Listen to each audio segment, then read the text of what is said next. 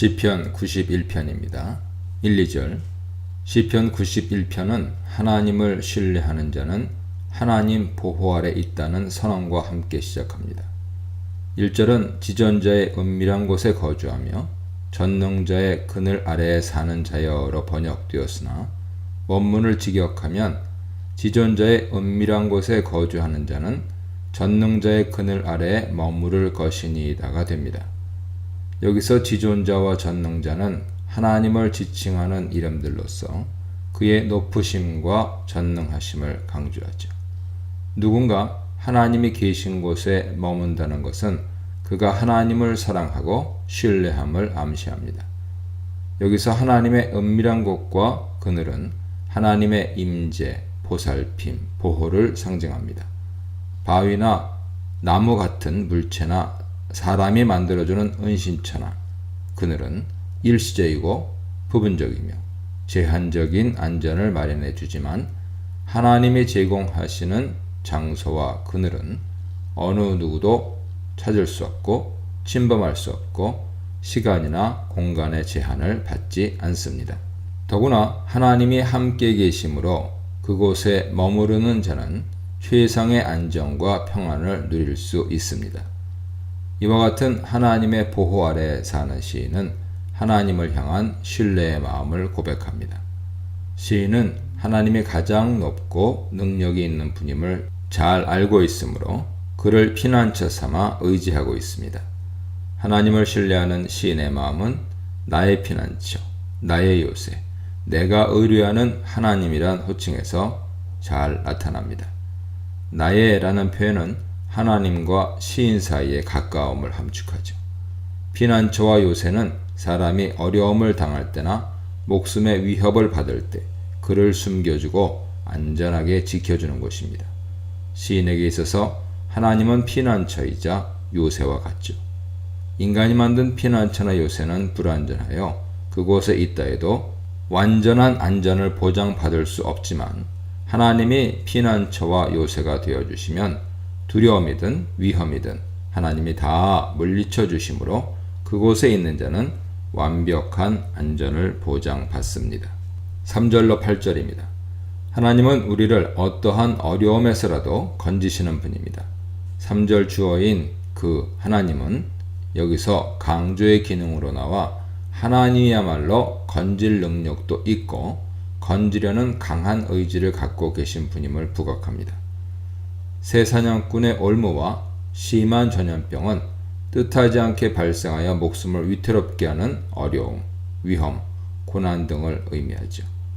새 사냥꾼이 고의적으로 준비해 놓은 올무에 새가 걸리듯 사람이 계획한 함정에 빠져 고난에 빠지는 경우도 있고 전염병처럼 인간으로서 피할 수 없고 회복이 거의 불가능한 고난도 있습니다.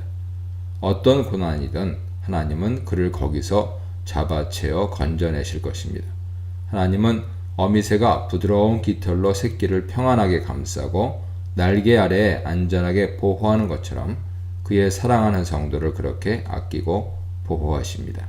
하나님은 진실하심으로 그의 성도를 보호하려는 마음과 의지도 변함없고 진실합니다. 시인은 하나님의 진실함을 방패와 손방패로 비유합니다. 여기서 손방패로 번역된 단어는 보루, 성벽, 담을 뜻하죠. 하나님의 진실함은 적군의 공격에 맞서는 용사의 생명을 지켜주는 든든한 방패와 담처럼 견고합니다. 인간의 방패나 담은 뚫리기도 하고 허물어지기도 하지만 하나님이 성도의 방패와 담이 되시면 어떤 것이 공격해도 끄떡없고 어떤 환경에 있어도 변함없이 든든합니다. 하나님의 보호와 구원이 이토록 강력하죠. 그러므로 공포나 화살이나 전염병이나 재앙이 밤과 낮, 어두울 때나 밝을 때를 가리지 않고 찾아올 때에도 성도는 두려워할 필요가 없습니다. 밤과 낮, 어둡고 밝을 때라는 것은 문자적으로 고난이 밤낮을 가리지 않고 찾아옴을 의미합니다. 공포나 화살, 전염병과 재앙은 새 사냥꾼의 올무와 심한 전염병이 나타내듯 사람을 통한 고난 그리고 질병이나 자연재해 등을 통한 고난을 가리킵니다.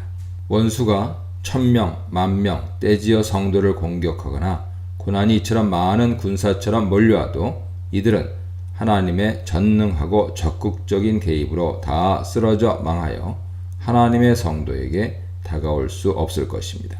이처럼 3절에 이어 5절과 7절에서 온갖 예상할 수 없고 피할 수 없는 가장 치명적인 고난과 위험의 종류를 나열하는 이유는 이 같은 극도의 어려운 상황에도 하나님의 보호와 구원이 확실함을 강조하기 위함이며, 그렇기 때문에 성도는 두려움을 느낄 필요가 없음을 강조하기 위함입니다.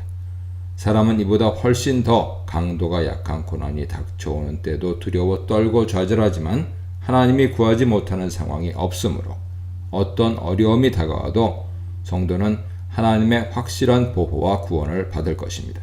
특히 8절에서 너의 눈으로가 문장 맨 앞에 나와 강조되어서 하나님을 신뢰하는 자는 그를 위한 하나님의 보호와 악인들에 대한 심판을 직접 눈으로 관찰하게 될 것을 재확증합니다. 9절로 13절입니다. 시인은 1, 2절에서처럼 다시금 하나님에 대한 신뢰를 고백합니다. 그에게서 하나님은 피난처가 되십니다. 그는 하나님이 지존자임을 확실히 알고 있으므로 하나님을 자신의 거할 처소로 삼았습니다. 시인이 자기 자신이나 다른 것에 의존하지 않고 오직 하나님을 거처로 삼았으므로 재난이나 연병이 그와 그가 사는 곳 장막에 미치지 못합니다. 왜냐하면 하나님이 놀라운 방법으로 하나님을 신뢰하는 성도를 지키시기 때문이죠. 하나님은 그를 위하여 천사들을 보내어 그가 가는 모든 길에서 그를 지키실 것입니다. 여기서 모든 길이란 삶의 매 순간과 상황이나 그 여정을 뜻한다고 볼 수 있습니다. 하나님의 명령을 받은 천사들은 하나님을 신뢰하는 자를 그들의 손으로 받쳐 발이 돌에 부딪히지 않도록 세심하고 안전하게 보호합니다. 여기서 돌은 삶에서 방해가 되는 요소를 지칭하죠. 이처럼 하나님은 그의 주권적인 힘으로 그의 성도를 보호하십니다. 이뿐 아니라 때로 하나님은 성도에게 직접 힘과 지혜를 주어 승리케 하십니다. 시인은 하나님이 하나님을 신뢰하는 자로 하여금 사자와 독사를 밟아 눌러 승리케 하신다고 선포합니다. 사자, 독사, 젊은 사자, 뱀은 모두 두려움을 주고 생명을 위협하는 원인을 가리키죠. 그러므로 이들을 밟는다는 것은 고난과 위험을 극복할 수 있게 하신다는 뜻입니다. 여기서 알 수 있듯이 하나님을 신뢰한다고 해서 우리 앞길에 장애물이나 위험 요소가 사라지는 것이 아닙니다.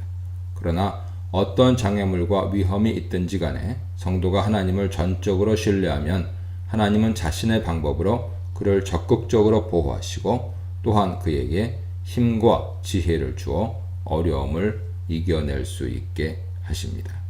14, 16절입니다.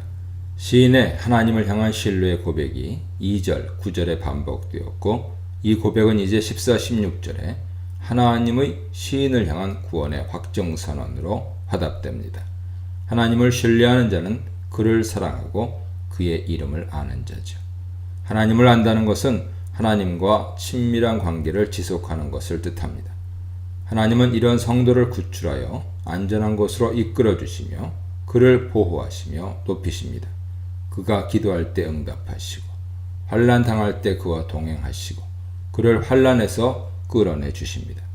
하나님의 보호와 구원은 그것으로 끝나지 않습니다. 하나님은 자기를 신뢰하는 자를 영화롭게 하시고 장수로 만족하게 하시며 하나님이 직접 행하신 구원을 보여주십니다. 이 단락에서는 구원과 관련된 단어가 3번, 14절에 건지리라, 15절에 건지고 16절에 나의 구원처럼 3번 반복되어 나와 하나님의 구원의 확실성을 부각시킵니다. 또 구원의 확증과 함께 하나님의 보호와 축복의 약속이 4번, 14절에 높이리라, 15절에 함께하여 영화롭게 하리라, 16절에 장수로 만족하게 하며처럼 4번 반복되어 하나님을 신뢰하는 자를 향한 하나님의 보호와 축복이 적극적이고 확실함을 강조합니다. 이 문단에서는 성도의 그늘이 되시는 하나님, 신뢰하는 자를 지키시는 하나님, 간구하는 자를 지키시는 하나님에 대해 묵상해 보시기 바랍니다.